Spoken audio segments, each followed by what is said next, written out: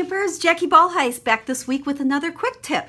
Today we're talking about bold stamps, red rubber bold stamps. You know, often when you have a bold stamp like this, the first time you go to stamp with it, you do not get a very good image. That ink just doesn't want to stick to it and it just isn't stamping good for you. My solution is a nail file. This is an old nail file. It actually says Stampin' Up on it. That is a standard tool in my stamping room.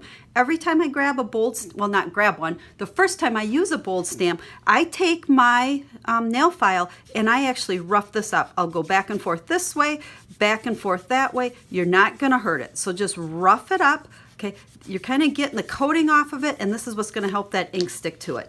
Then I always like to take my Stampin' Mist, just give it a little spray. I have just a towel that I use in my stamp room and wipe it off. And now I like to call this prime or preparing your stamps for their first use. This stamp is going to stamp much better. So if you have some stamps that aren't stamping real good for you, grab a nail file, rough them up, and I promise you they're going to work a whole lot better. Hope you like this quick tip, and I'll be back next week with another one. Have a great day.